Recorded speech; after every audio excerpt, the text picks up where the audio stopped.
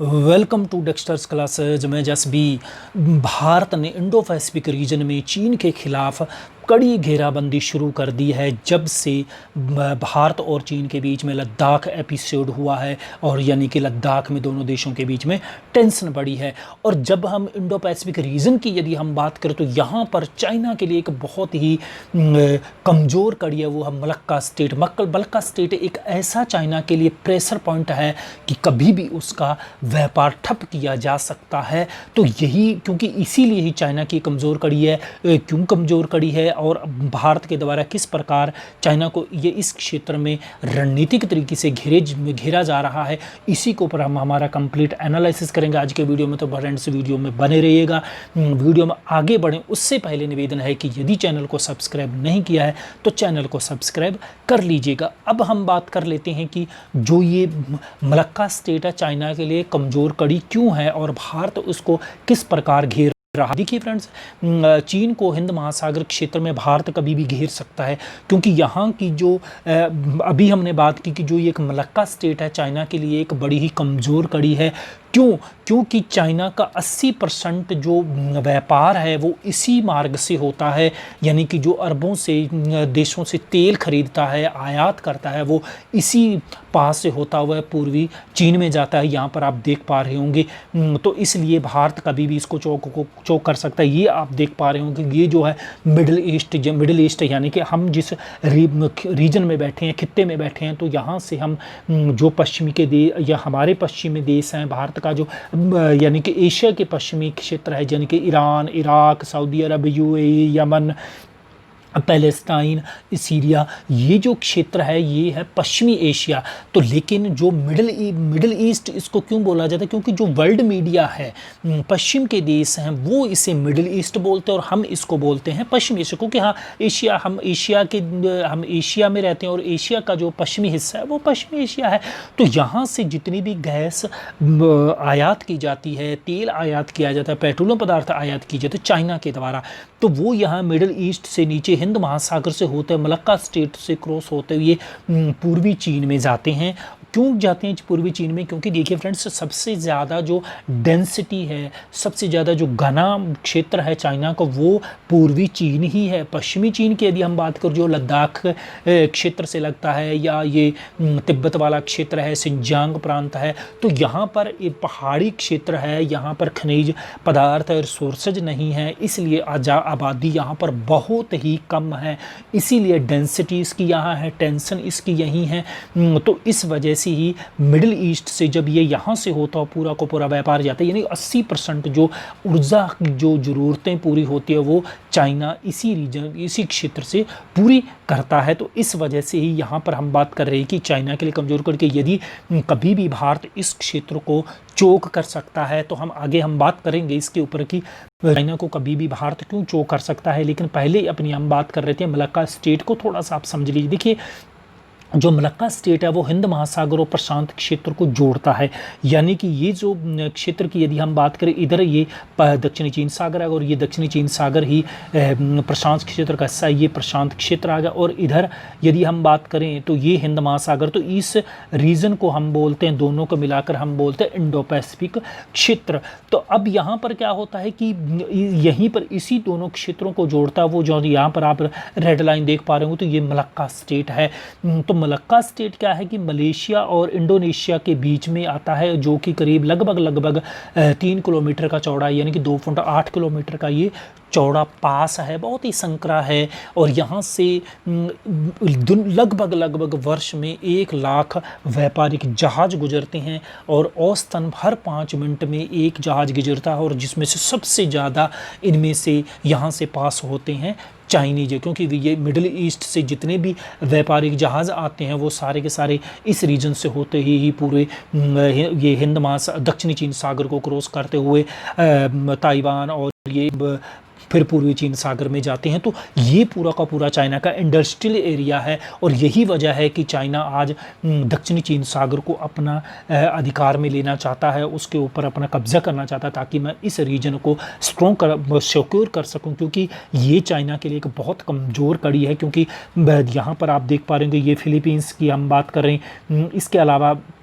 यहाँ पर आप देख पा रहे होंगे ताइवान है और इधर ये है वियतनाम। और इन क्षेत्रों के में सबसे ज़्यादा चाइना की टेंशन है इनको लेकर, क्योंकि फिलीपींस में अमेरिका की सेनाएं बैठी हुई है। और आजकल तो पूरे पूरे हिंद दक्षिणी चीन सागर में ही चाइना ने अब चाइना के खिलाफ अमेरिका के द्वारा 3 वारशिप उतार दिए गए हैं, जो कि चाइना के लिए बहुत बड़ी टेंशन बने हो। यदि ऊपर थोड़ा सा जाइए आप देख पा रहे हो कि ईस्ट चाइना सी है, तो यहाँ पर जापान के साथ इसकी टेंशन बनी हुई है पूर्वी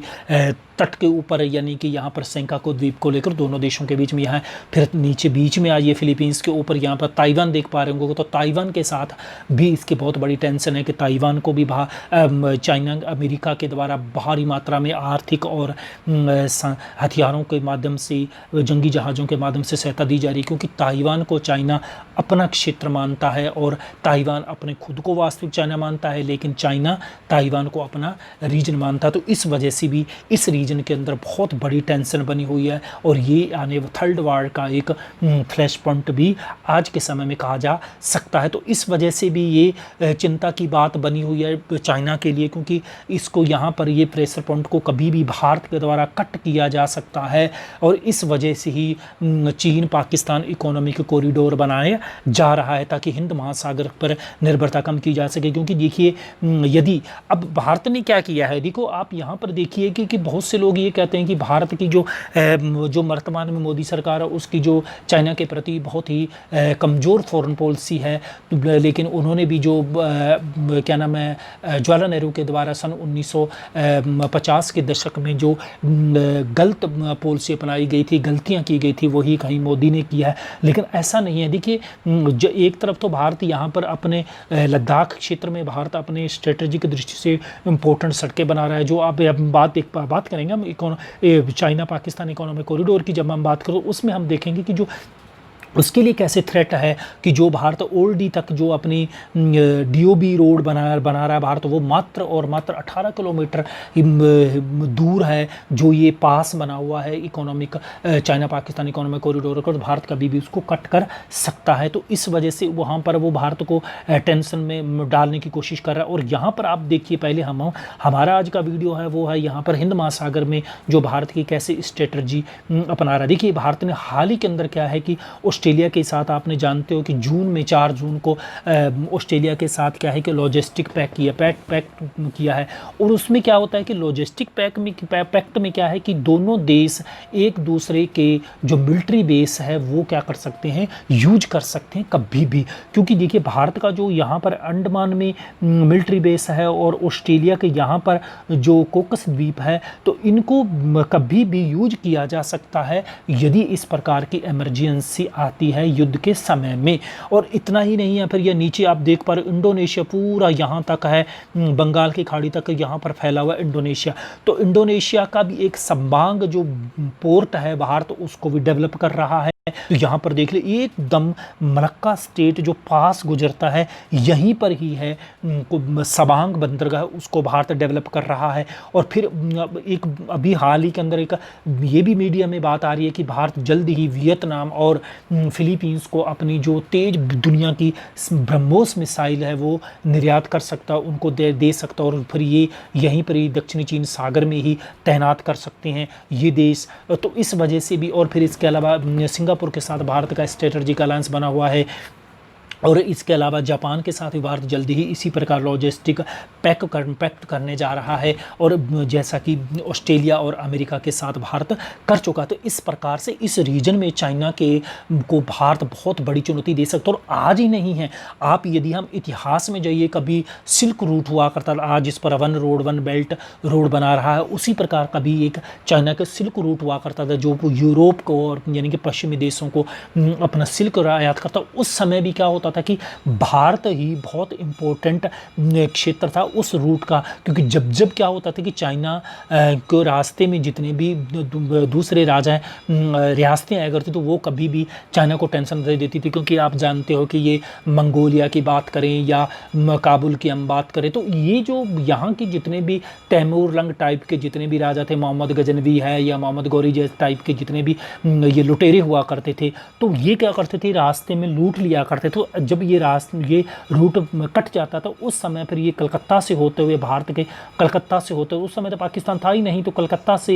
होते हुए फिर ये कांडला बंदरगाह से, कराची से होते हुए, या फिर इधर से बाई रोड यानी कि कलकत्ता से लाहौर होता हुआ फिर ये इसी रूट से फिर निकलता था। तो आज के समय में भी क्या है, फिर आज के समय में यही है कि यदि वो समुंदर से जाता तो भारत कभी भी इसको कट कर सकता है। और इस वजह से चाइना क्या कर रहा है कि आजकल एक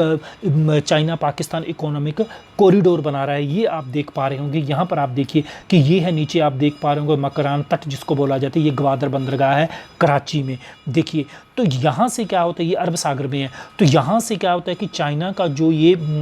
2442 किलोमीटर का ये इकोनॉमी का पाकिस्तान चाइना इकोनॉमिक कॉरिडोर है, जिसे हम बोलते हैं $46 बिलियन की लागत आएगी। तो ये कराची से होते हुए इधर ये इस्लामाबाद से फिर ये जो आप ये पट्टियाँ देख पा रहे होंगे कि ये है POK की जो पाक ऑक्यूपाइड कश्मीर है, यहीं से होकर गुजरता है कासगर यानी कि सिंजांग प्रांत है चाइना का। सिंजांग तो आप जानते हो उइगर मुसलमानों को जहाँ पर एक डिटेंशन में डाला हुआ है, और काफ़ी ज़्यादा आप जानते हो कि काफ़ी न्यूज़ में बना है कि अमेरिका ने इसके खिलाफ एक रेजोल्यूशन भी पास कर दिया है। तो वो इस रीजन यहाँ पर जाता है, यानी कासगर तक जाता है ये चाइना का जो चाइना पाकिस्तान इकोनॉमिक कॉरिडोर है। तो इसको भी लेकर अब हालांकि चाइना ये चाहता है कि हम हिंद महासागर में जाए, नहीं पहले ही यानी कि इधर से मिडल ईस्ट से आए, पश्चिम एशिया से, और पश्चिम एशिया से आते हैं आकर, और यहीं से ग्वादर से होते हुए सीधे रोड के माध्यम से रोड रेल, क्योंकि इसमें क्या होगा कि रोड रेलवे सड़कें पाइपलाइन विद्युत संयंत्र ये स्थापित किए जाएंगे। तो यहाँ से होते हुए फिर हम कासगर पहुँचे, और कासगर से फिर हम चाइना में चले जाएंगे, यानी कि वहाँ पर आगे इंडस्ट्री जितनी भी आबादी एरिया है पूर्वी चाइना में। तो ये है, तो ये भी एक बहुत बड़ी टेंशन है। देखिए कि ये क्या है कि भारत का ने क्या कर दिया कि जो हम कल वीडियो में बताया था कि ग्वादर बंदरगाह से ठीक 100 किलोमीटर के पश्चिम में जो एक चाबार पोर्ट बनाया गया है ईरान के अंदर, वो भारत ने डेवलपमेंट किया, और इसी की वजह से किया है कि ताकि कभी भी भारत इसके ऊपर बढ़त ले सके, क्योंकि चाइना यहीं पर ही अपना मिलिट्री बेस बनाएगा ग्वादर में। तो इस वजह से भी चाइना के लिए ये भी टेंशन है, क्योंकि यहाँ पर ये जो क्षेत्र आता है ये बलूचिस्तान में आता है। तो आप जानते हो कि बलूचिस्तान में किस प्रकार की हालत है, वहाँ पर स्वतंत्रता का वो फ्रीडम मूवमेंट चल रहा है, और हाल ही में जो कराची स्टॉक एक्सचेंज पर हमला हुआ था उसमें भी ये इनके द्वारा भी बलूचिस्तान लिबरेशन आर्मी के द्वारा BLA के द्वारा ही हमला किया गया था। वो अलग बात है कि पाकिस्तान के द्वारा भारत के ऊपर ब्लेम किया कि भारत ने इसको किया है, क्योंकि भारत CPEC को सक्सेस नहीं होने देना चाह रहा है। तो ये चीज़ें इस वजह से भी चाइना के लिए एक बहुत बड़ी टेंशन है, और इसीलिए हम बात कर रहे थे कि जो ये अभी लद्दाख में जो एपिसोड हुआ है ना, तो वो भी उसके पीछे भी कहीं ना कहीं ये जो CPEC है, क्योंकि CPEC को एक बहुत बड़ी थ्रेट भारत के द्वारा जो DOB बनाया जा रहा है, यानी कि दौलत बाग ओल्टी और शोक, और ये जो रोड बनाई जा रही है एकदम भारत चीन पाकिस्तान के जो बॉर्डर के ऊपर है, यानी साई चीन के एकदम पास में है DOB दौलत बाग ओल्टी, और वहाँ तक भारत के द्वारा रोड डेवलप कर दी। कहा जाता है कि दुनिया की सबसे ऊंचाई पर रोड बनाई गई है, भारत ने कारनामा किया है। और वो मात्र, और ये जो काराकास रोड निकलती है जो यहाँ से या ये POK से, तो यहाँ से मात्र 18 किलोमीटर की दूरी पर, कभी भी भारत यहाँ पर रोड के ये जो रोड बनाएगी इसको कभी भी भारत इस पास को कट कर सकता है। तो दोनों तरफ से भारत ने चाइना के ऊपर शिकंजा कस दिया है, इसीलिए चाइना बौखलाया, और भारत ने अब लार्ज स्केल पर चाइना को इसमें समुद्र में और रोड के ये CPEC के आसपास घेरने की अच्छे से कोशिश कर दिया। और इसके अलावा भारत के द्वारा एक जो क्वाड बनाया गया, ये कि क्वाड हालांकि भारत के द्वारा नहीं, ये 4 देशों का है, भारत अमेरिका जापान और ऑस्ट्रेलिया का जो गठबंधन है 2017 में नवंबर में इसको कंप्लीट किया गया था। और इसका भी जो प्रमुख उद्देश्य क्या है, वो यही उद्देश्य है कि जिस प्रकार चाइना दक्षिणी चीन सागर में दादागिरी कर रहा है, आसियान देशों को बुली कर रहा है, उनको बार बार धमकाता है, उनकी जितनी भी हाल है, आपने अखबारों में मीडिया में पढ़ सुना होगा कि हाल ही में वियतनाम की जो नावें थी मछुआरों की, उनको धक्का मार के डुबो दिया गया। इसे फिलीपींस को बार बार थ्रेट करता है वियतनाम को, ब्रुनेई है, मलेशिया, तो उनको तो इस वजह से भी दुनिया काफ़ी ज़्यादा परेशान है। अंडमान दक्षिणी चीन सागर ही नहीं बल्कि आसपास के देशों में इस वजह से ही समुद्रों की सुरक्षा के लिए, यानी कि समुद्र में स्टेबिलिटी लाने के लिए, प्रोस्पेरिटी को डेवलप करने को, सिक्योरिटी को डेवलप करने के लिए ये अलायंस वर्ष 2017 में 4 देशों के द्वारा, भारत, ऑस्ट्रेलिया, जापान और अमेरिका के चारों देशों के द्वारा ये अलायंस बनाया गया ताकि चाइना को किसी न किसी तरह से कंटेन किया जा सके। और इसके अलावा हाल ही में एक और खबर हम देखने को मिली, क्योंकि हाल ही के अंदर जो एक 36वीं समिट हुई थी वियतनाम में आसियान देशों को, तो उसमें भी वियतनाम के द्वारा पहली बार, वियतनाम ने पूरे आसियान देशों को द्वारा पहली बार ये कहा गया कि दक्षिणी चीन सागर में जिस प्रकार की जो चाइना की जो अग्रेसिव पॉलिसीज है, जिस प्रकार से वो अपने आसियान के छोटे छोटे देशों को धमका रहा है, उसे अब इस प्रकार की अग्रेसिव नीतियों को त्याग कर देना चाहिए और अब आसियान देशों को भी एकजुट होकर चाइना का मुकाबला करना चाहिए। तो अब अब जिस प्रकार से भारत के द्वारा अब दुनिया को रास्ता दिखाया गया है, उस लीक पर चलते हुए अब लगभग दुनिया के तमाम देश अब चाइना के खिलाफ उठ खड़े हुए, चाइना के खिलाफ बोलने लगे। और विशेष रूप से ये जो चाइना का मलक्का स्टेट का जो डिलेमा है, जिसको अपने बोलते हैं चाइना के लिए चौक पॉइंट है, भारत इसके चाइना के खिलाफ कभी भी इस प्रेशर पॉइंट के रूप में कर सकता है, तो इसी को लेकर चाइना की सबसे ज़्यादा टेंशन बनी हुई है। तो ये था फ्रेंड्स आज का वीडियो का एनालिसिस। उम्मीद है कि आपको पसंद आया तो ज़्यादा से ज़्यादा दोस्तों तक शेयर कीजिएगा। मिलता हूँ इसी प्रकार का और वीडियो के साथ। वीडियो सुनने के लिए बहुत बहुत धन्यवाद।